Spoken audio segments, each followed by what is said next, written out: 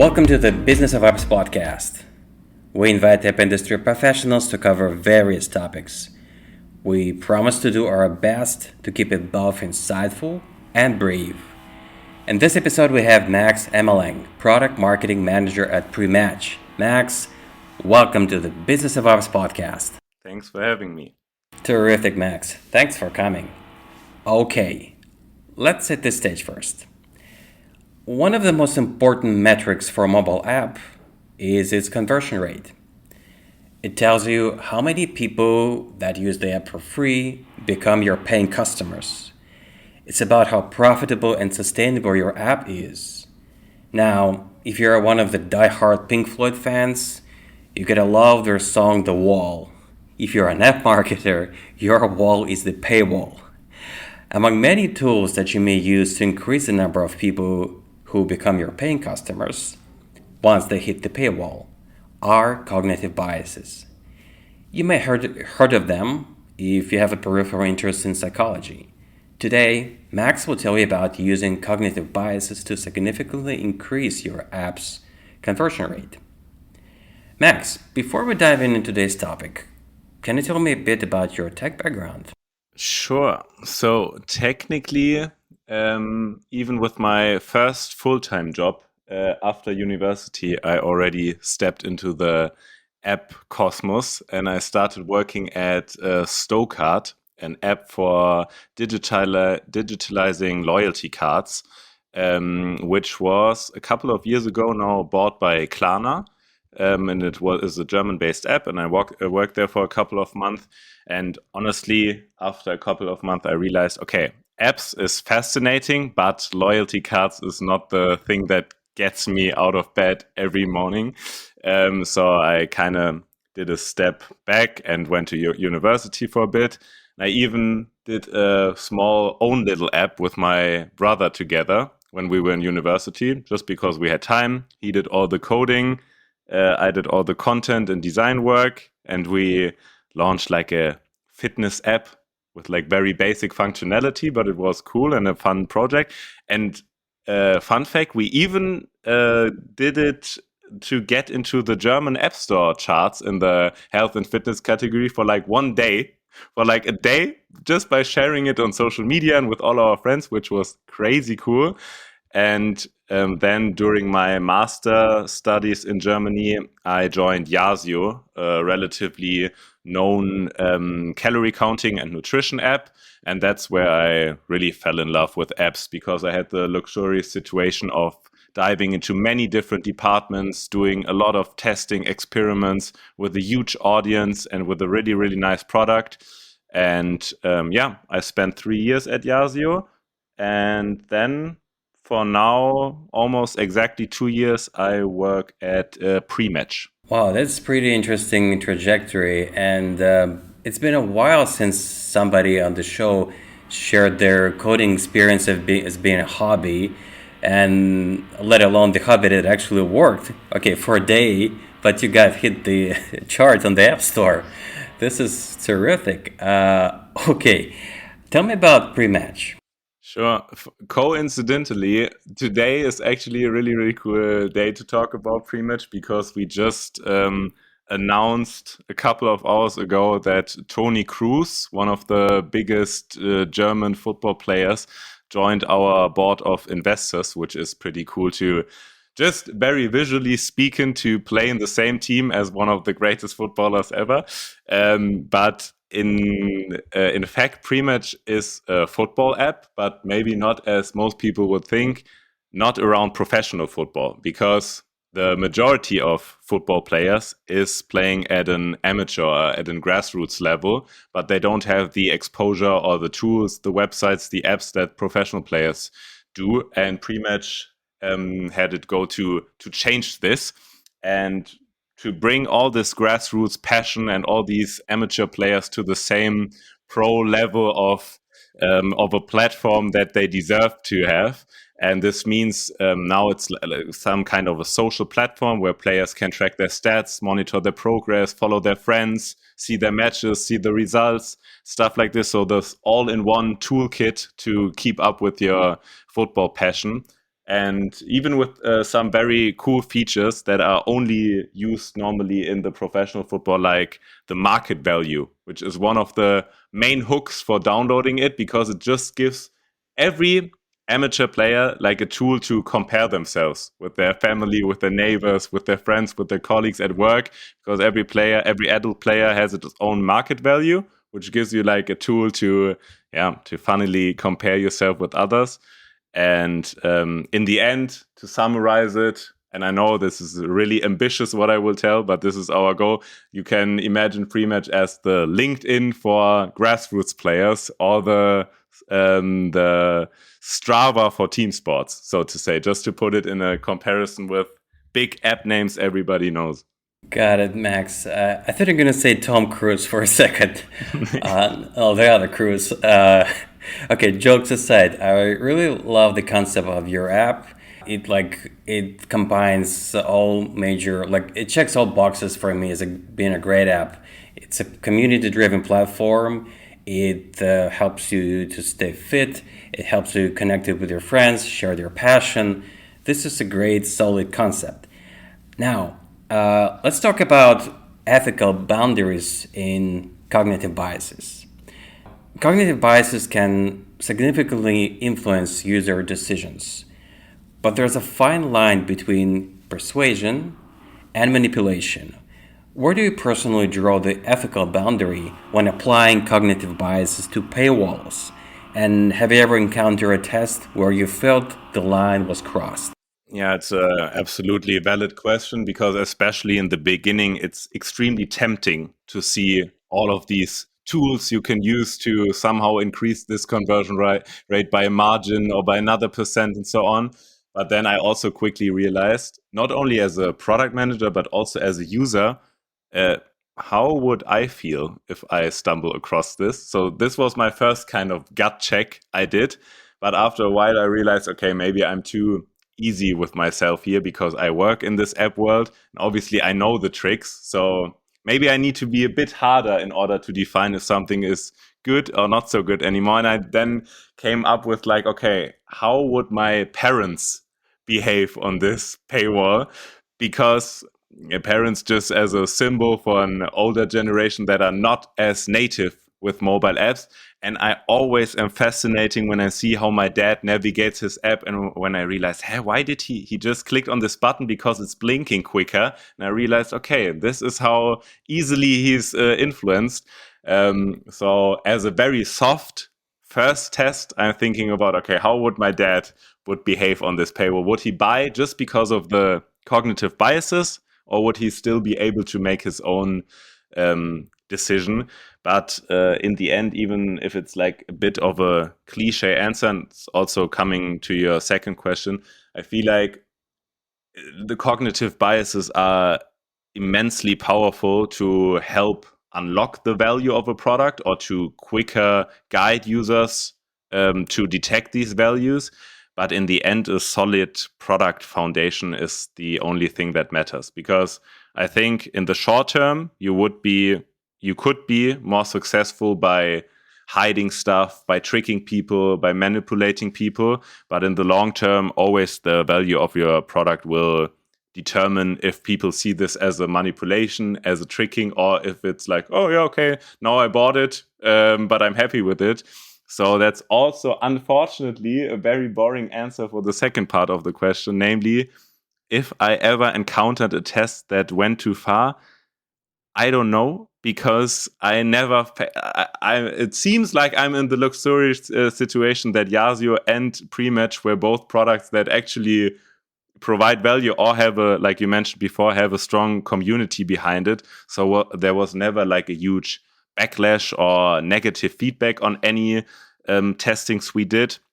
So even though I wish I could tell you like a cool story of test I personally did that went too far, but in the end, like I said, it's not about being a hypnotist and tricking people into something, but rather helping them unlock the value.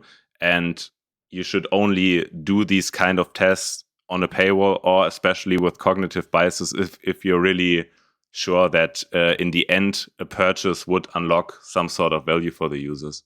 Thanks, Max. I love how you describe your process of checking are you on the right side of this equation when you're deciding what strategies to use for a paywall, comparing within a previous generation, because it is really hard because you're working with people of the same age as you are, and unless you can check when somebody with a different mindset who grew up in a different time have different preferences, it's just really hard to understand what exactly would be still ethical.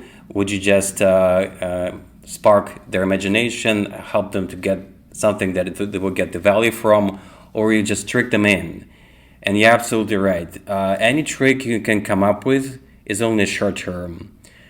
Very quickly, not like it's not going to take weeks or months. Within a couple of days, people will realize once they're using the app regularly, daily, that it was a just trick. I'm not getting any value from this. So, if you're really in the business of creating sustainable app business for a long run, please be cautious with your cognitive biases tricks. You're not tricking, you're not manipulating people, you're just persuading them to get something that they will be getting the value from. That's simple. I just remembered one test that nearly crossed the line. So if it's okay, I will bring it up shortly because it was the perfect example of like being tempted by a fascinating concept, namely segmentation, meaning different prices for different audiences based on certain characteristics. But what sounds or what sounded nice in theory, we didn't really thought through in a practical environment because in a world where, for example, in a family, different of these audiences are downloading the same app, this would result in the scenario that maybe a young girl with her dad are watching the same TV show, downloading the same app, and thinking like, hey, yeah, calorie counting is a cool concept. Maybe let's do it together.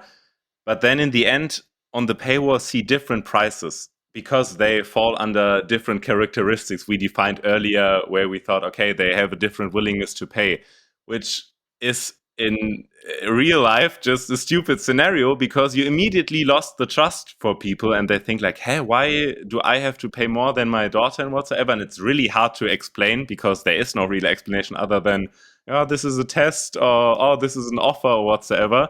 But there we quickly realized, okay, just because something sounds nice in theory, we also have to think about the the effects in the real world. Not it's not only like a cognitive bias thing, but it was something where the concept was so tempting, but the real life result was like underwhelming because we reached many of these scenarios where people just stumbled across different offers.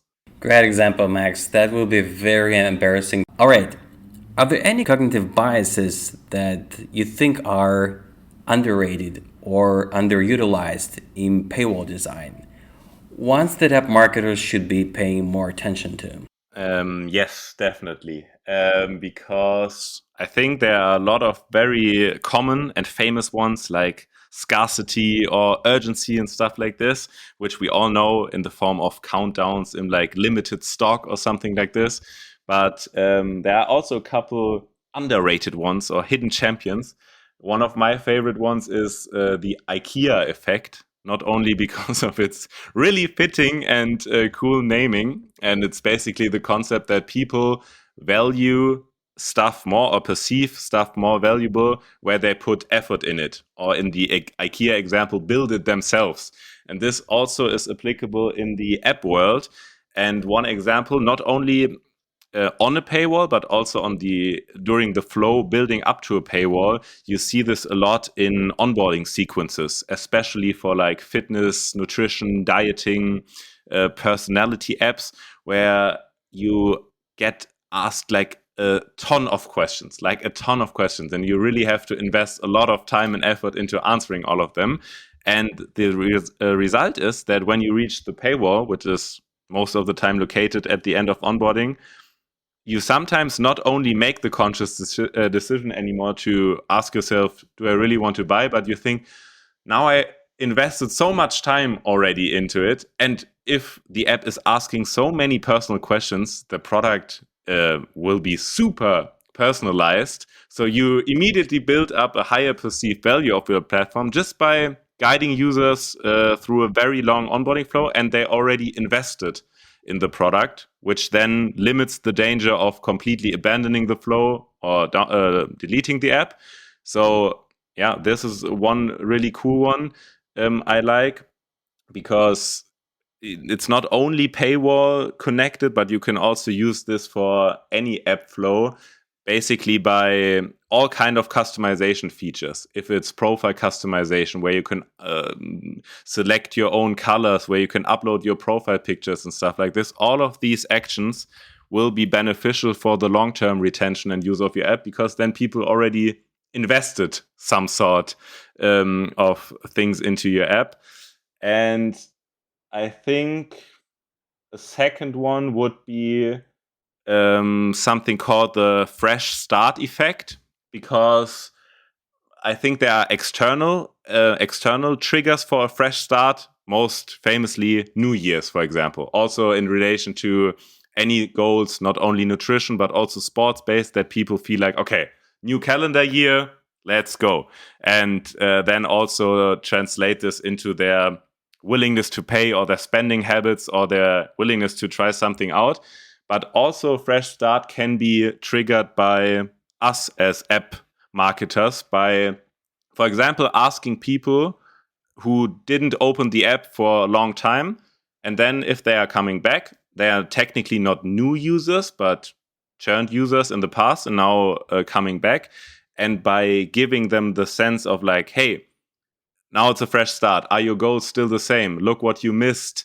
Here's what we changed in the meantime. Should we adapt the goal settings of you? You can not only give them this like re-onboarding funnel, but also create this like fresh start effect by also implementing the paywall for the second time, because I think a lot of apps are forgetting it, that if you don't have another onboarding and people are just coming back to the app after a long, long time, they're just in there kind of lost and like, oh, I don't know what to do there. And by welcoming them and giving them this like fresh start effect, this can be very beneficial also for conversion rates, to make use of that newly created willingness to convert.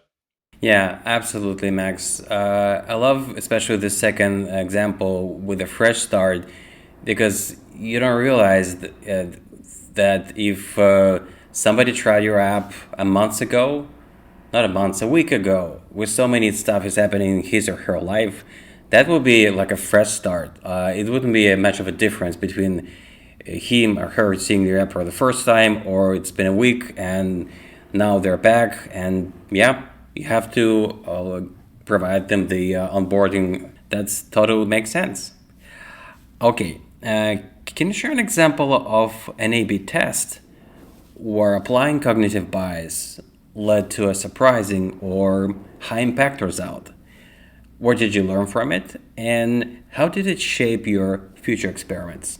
Yes. So one of my favorite examples of all time, just because it was very early in my career, so to say, and it showed me the potential impact you can have with like very simple additions, was adding a lifetime package to our subscription plan mix. So let's say back then we had the normal 1 and 12-month option for our premium subscription, and we added a lifetime package. Basically, per definition, not a subscription, but rather a one-time purchase where users could gain access to the premium plan forever for a very high price point.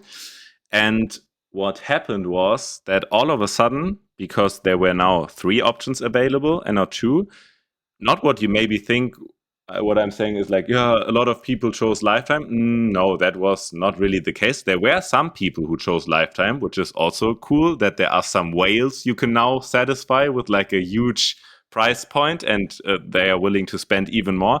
But what happened was that the overall conversion rate for the package with the lifetime increased, because more and more people chose the yearly plan, just because it now seemed like a reasonable compromise between like the short and the hugely expensive plan.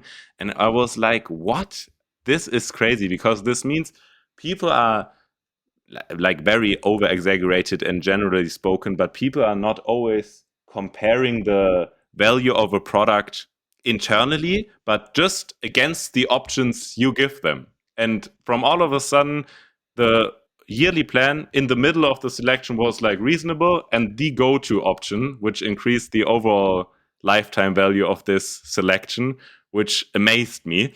But also the truth is this doesn't mean that this will work for every product and also that this will work forever. So at some point we reversed it and tested it again, and it was not the single source of truth to revenue growth forever, but it is worth an experiment because you have several benefits, like adding a higher price point for people who are willing to spend even more, and to see how this changed the conversion rate for the overall mix. So I like that one a lot.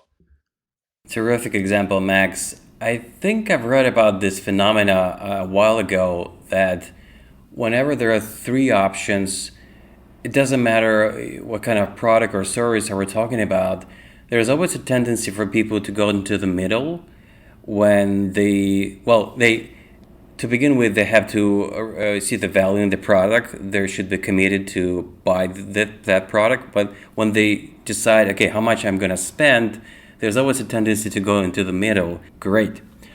Okay, so we've covered the topic on the table for today, but since you're a newcomer on the show, we're transitioning to the second quick part, where I'm asking a few quick questions to every guest so we can know you a little bit better. Here we go. So, what smartphone do you have now? Have you been switching between these two giants, iOS and Android, or just staying in one camp all the time? Actually, this question reminds me that I'm overdue for an upgrade because I'm still on my iPhone 13 and I think I was never that far behind. And it's kind of embarrassing for a person who works in apps, but it kind of does the trick. And it also shows that maybe iPhone upgrades are not that innovative anymore and don't have these like standalone features you really need. But switching sides, yes, definitely. I started with an Android phone back in the day, and I was really proud of it. I don't know if you remember, but it was an HTC Beats Beats edition. Beats is the headphone company, and it was like with a crazy audio system, and I was super proud of it as a first smartphone. But I think with the iPhone 5, I switched to Apple, and to be honest, I never looked back. Yeah. Got it, Max. There's nothing embarrassing in being still on iPhone 13. I'm in your camp. I'm still on iPhone 13 Pro, and like you're saying, it still delivers me the value. It still works for me for most of the topics. No complaints about the battery. So yeah, I'm taking my time. Would love to have iPhone 16. If it will drop on my laps somehow, I wouldn't mind. But Exactly. no, this is great. What was your first mobile phone? First, first mobile phone, and I had to, I have to laugh because it was the era still where when you accidentally clicked on the internet button, it cost like a fortune.